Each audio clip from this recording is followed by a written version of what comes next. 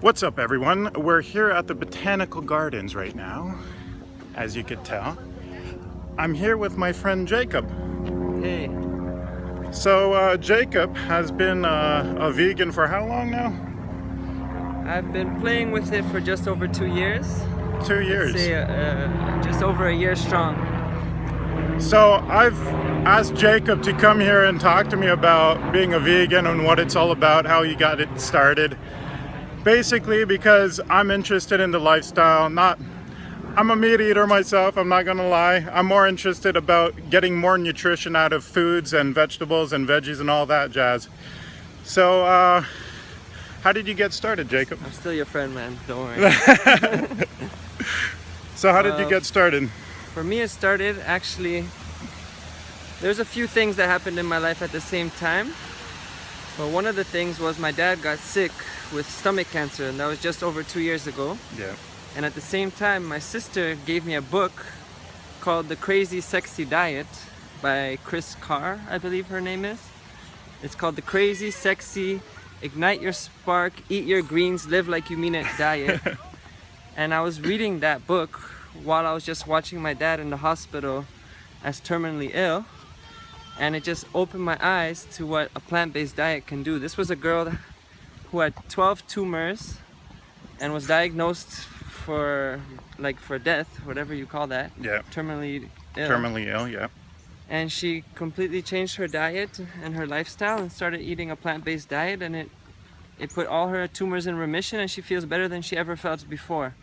So I was just reading this book and I was breaking down the science, and it made so much sense to me about the importance of eating alkalizing food that alkalize the body as opposed to making the body acidic. So that was the beginning of my journey. That's amazing. Like most people, they always have like a story like that. Like my sister, she got extremely sick from eating meat, and then from one day to the next, she just started a plant-based diet also. So No way. everyone has their own story on how they started. So where do you get your protein? Because like us meat eaters, we get our protein from the beef, from the chicken, from salmon, from fish, or whatever. How is the transition for you from eating a meat-based diet to a vegan diet? Okay, if we have some time here, maybe I'll talk about the transition first, and then Yep. I'll get into the protein details. So first, when I started, I would just basically incorporate more plant-based foods into my already existing diet. So I just ate more greens, more Right. fruits. I started making green smoothies with like different kinds of greens, whether it's kale or Swiss chard and lettuce mixed with some herbs and Yeah. apples and pears, and I just did it more and more, but I still ate meat and still ate whatever. And then I would cut out things one at a time. First I cut out dairy. Oh yeah, dairy's then a I big just- thing, yeah, for sure. Yeah, and then I noticed in my stomach, like I didn't have stomach issues, gas issues. And then I didn't cut out completely gluten, but I started eating, like trying to avoid gluten. And I also felt more energized, just slowly incorporating changes, you know? So it was definitely a gradual transition. And that's why I say I've been playing with this for over 2 years, because I didn't just jump right in. Yeah, so you're basically tweaking every little bit of your diet, like every so often. That's what I was doing, yeah. Yeah, exactly. Yeah, like for myself, I haven't drank milk in over a year. Funny story, my mom made me a big smoothie when I came home, because right now I live on the island in Victoria. So I came home and my mom made me a big smoothie. And then she's like, oh, drink it, it's good for you. I'm like, yeah, sure, it's a smoothie, why not? I start drinking it. I drank half of it. My stomach starts like curdling, and like it was in pain. And then I asked my mom, what's in it? She's like, oh, fruits, some milk, eggs. I'm like, there's milk in this? And she's like, yeah, of course. And then I'm like, oh, I can't drink milk. And it was just a painful experience for sure. Definitely, I could definitely relate, because I used to always love milk as well. And then once I started drinking almond milk, because I cut out dairy and coconut milk, same thing. I tried a lactose-free regular milk, and even though it was lactose-free, it was just, I found it like it tasted like cow. Like I couldn't handle it anymore. My body's not used to it anymore. Yeah, So just a taste. it's just like a repelling. Yeah. I think we made ourselves lactose intolerant or something. Yeah. But yeah, so where do you get your So, protein from? We never really touched on that. Like, what's well, I the was gonna say biggest? that basically I was home when I was doing the whole transition thing, and then I went on my own to Quebec, living for a while, and for Yeah. 5 weeks I started doing what's called the 80-10-10 diet, which I came across on YouTube, and I saw people just praising fruits and vegetables, like saying they're so strong, and I was like, whoa, this is so inspiring. And I started researching, and I learned about a diet where you just eat fresh fruits and vegetables pretty much. If you want, you can have starches on it too, but it just 80% of your calories come from carbohydrates, and no more than 10% from fat, and no more than 10% from protein. So it's a very low fat, high carb diet, but also low in protein, which a lot of people, it's hard to grasp in their mind because protein's a big issue. And everybody asks me that question first. Where do I get my protein?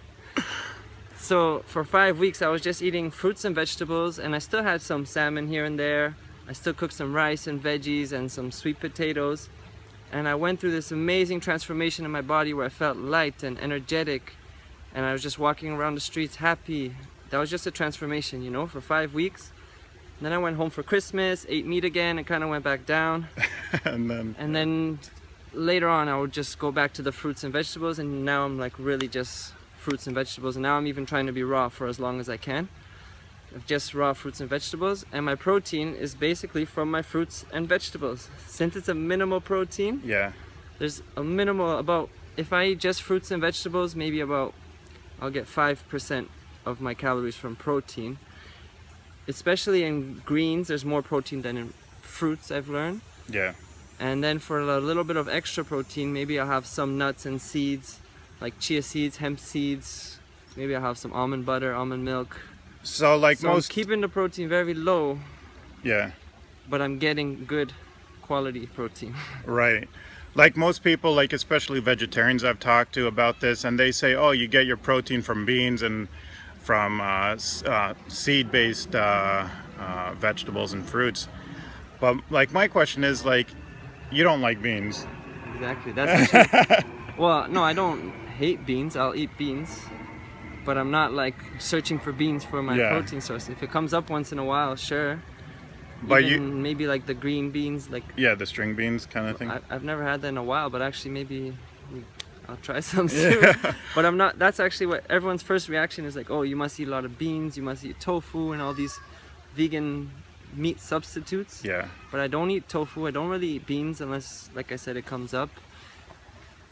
And yeah, that's it. I don't feel like I need so much protein, and my muscles still grow. It's just a matter, I'm not like a huge muscle man, but I see my muscles definitely develop much more than earlier in my life. right.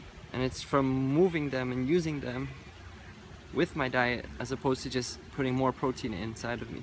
Yeah, exactly. That's where I think a lot of, especially like bodybuilders or people that want to get bulked, like most of them think that eating massive amounts of meat or pork or whatever, or not pork, steaks or red meats, that they're going to get bigger. But I felt like me eating more red meats made me a lot more tired. And that's what a lot of people tell me, like especially from vegans or vegetarians' point of view. It's like once you cut out meat, you feel more energy, you feel more awake. So is that true also, like in your opinion? I definitely feel it's true, because I feel that, okay, even if you're getting some protein from the animals, lots of protein, you're also getting lots of fat. There's often a lot of fat. Yeah. And there's not a lot of fiber in the meat as well. And in fruits and vegetables, it's basically all fiber. So much fiber just goes through you. While meat will take longer to go through you and takes longer to digest. So your digestion system is working using energy, as opposed to you having that energy for something else. Right. And that's why you have less energy. But when you eat a diet that just doesn't take long to digest, you have energy for other things. So you're using your body not to carry food, but to use the food for nutrients and vitamins, whatever you need it takes, and it dispels the rest. And you have energy to do whatever else you want to do in life. Yeah. So this afternoon we've met up at like 1 o'clock right now, so I've already had my lunch. I'm going to be straight up. I had chicken. I had potatoes, and I had cucumber salad. Out of curiosity, what did you have? I actually had my lunch on my way up here. Oh, really? I prepared it earlier, and I just had a big smoothie with maybe, let's say, 6 to 8 bananas Holy crap. and a bunch of strawberries. And then I had a bag of medjool dates, maybe 13 dates, to add extra sweetness. And that was my lunch. So, Nice and light. It seems that boggles people's mind, like 7 bananas. Sometimes I'll eat 12 bananas. Sometimes people eat 20 bananas. so when you go to the grocery store, you basically stock up a bit on bananas. You basically buy them out. It's like Well, there's no more actually- bananas when you leave. If they have good ripe ones on sale, for sure. But I've actually started going since this past winter to the wholesale store to buy boxes of bananas. Right. So I And buy is a that box cheaper? and I just it's like $22 for A box. you know those standard boxes. Right, yeah. And you have Holy just crap. bananas for days. Like even if I don't get through it all, I'll just freeze. Freeze the whatever last you few don't bunches, use. whatever. Yeah, exactly. So they don't rot or whatever. Yeah, and then they're good for smoothies. They make your smoothie cool, especially in this hot weather. you Yeah. know, when you have frozen. But I usually buy also frozen strawberries, frozen mangoes, like 2 kilos, just because it depends on your priorities, right? And economics is one of mine to save money. So I buy these big boxes of bananas and big bags of frozen fruit, which comes out way cheaper than buying like cases of little packs of strawberries and berries that are so expensive usually. Yeah, I noticed the small strawberry boxes are usually like, if they're on sale, $3. If they're not, they're like $4 or $5. Yeah. So it's pretty expensive. So in your smoothies, do you put water or do you put almond milk or Yes, coconut milk? I put water. Water. So you're Straight up, so simple. But I could 0 get calories. fancy something. Yeah. No, there's so many calories. One banana has about 100 calories. No, I'm talking about the water. Oh yeah. But like sometimes maybe if I want to get fancy, I'll have some almond milk. Yesterday I made a cool a raw coffee using dates and some mint. It's a recipe from a girl on YouTube, Fully Raw Christina. And I use coconut water from actual coconut, and I just use the flesh. Right. So if you blend that, it's kind of like it makes it milky, right? So And that's higher in fat as well. So I get my fat, if you're curious about fat, from coconuts and avocados and things like that. and people have this misconception of fat's bad and calories bad and all that. If you get it from the right resources like fruits and vegetables and even meat, like not all fat is bad. You just have to specify and choose the right ones. Mm-hmm. Like especially sugar. Sugar is a big no-no. Like refined sugar. Refined white Because sugar. my diet's, which way should we go? This way. Yeah. My diet's just full on sugar, like, because fruits are just Yeah, that. simple sugars. But that's not refined sugar either. Yeah, So it's exactly. basically all fruit sugar. And that's Full of another. fiber. Yeah. And that's something else I wanted to say. It's like a lot of people say eating a lot of strawberries or watermelon or these sweeter fruits are bad for you, but they're not, because the sugar intake from those are healthy sugars that actually help you, not like sugar, like refined sugar. Because refined sugar has no fiber, Yeah, nothing. whereas simple sugars and fruits, they have fiber to go along with it. So it's just much more efficient on your body. Yeah, exactly. So And in we're, terms of fat, on this lifestyle that I'm living, I Yeah. call it lifestyle, not a diet, because it's much more than food. There's a lot of aspects. You gotta move your body, you gotta take time for yourself, you gotta basically like be conscious of your own being yeah, your to well-being. really feel good. But a big thing on it is the fat issue, where keep it low in fat. Right. It's a big stress. But like you said, sometimes people are too scared of fat. But if you get it from a good source, it's not about necessarily like this day I calculated this much fat, or that day I gotta calculate this much fat.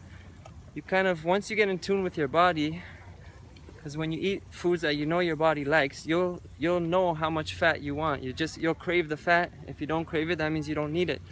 If you feel like, oh, I feel like having a few more, like a couple extra avocados, maybe your body wants more fat Yeah. at that moment.